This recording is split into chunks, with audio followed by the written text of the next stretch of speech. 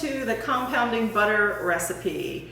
I hope you watched the previous one on how to make your own natural butter at home.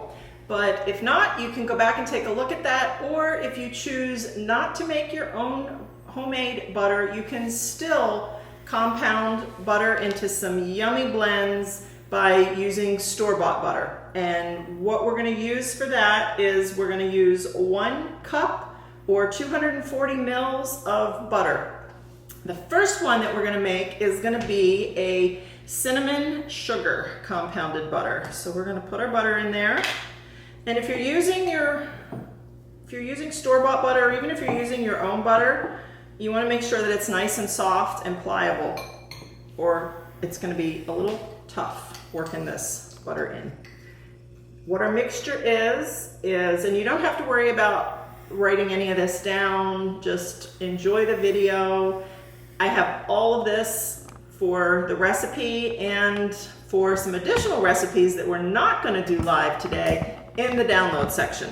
So for this cinnamon sugar, we used a teaspoon of sweetened powdered cinnamon and a 1/4 teaspoon of cardamom, which will bring a nice spice to it, and then a tablespoon of brown sugar. So all we're going to do is we're going to dump that in the top of our butter, and then we're just going to blend that in.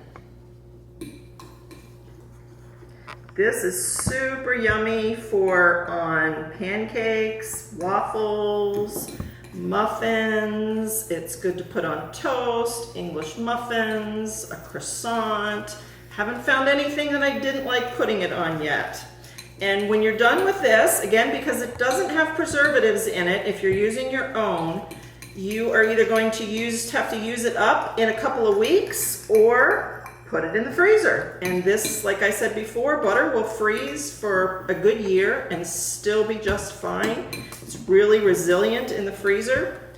So we've got this just about all blended up. So when we're all done mixing this, we can do the same thing that we did with the other butter to prepare it. And we can stick it in a container with parchment paper in it. Make sure you get all that yummy butter off of your fork. Just pat that down good. And then you can put that in the freezer and it will freeze for at least a year. Once it's frozen, let me back up a little bit. Once it's frozen in this dish, you're going to want to take it out, slice it down just like we did our homemade regular butter. Put it in another container or plastic baggie so that you've got slices that you can take out and use, because again, it doesn't have preservative in it, so it's only going to last for a couple of weeks, either out on your counter or in the refrigerator.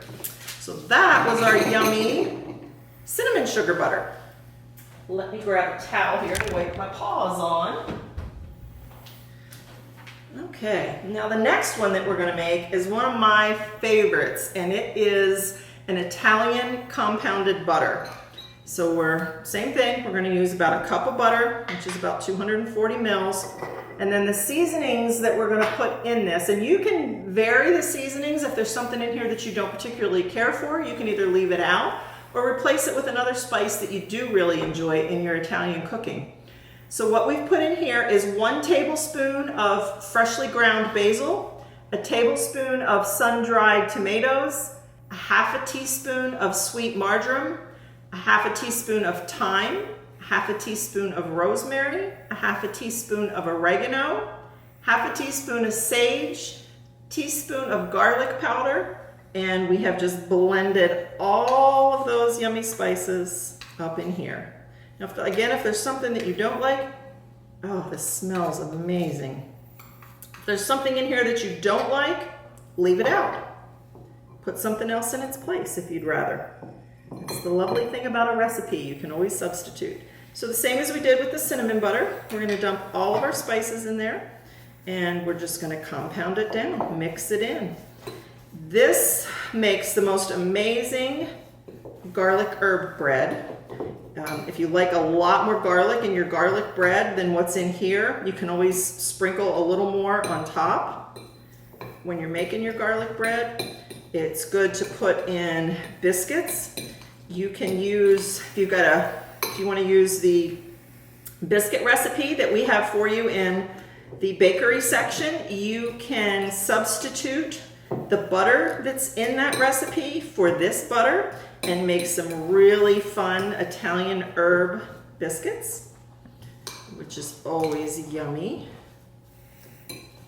So we're just gonna continue to compound that down until we've got all of the herbs mixed in. And then we're gonna go through the exact same process as we did with all of the other butters that we did.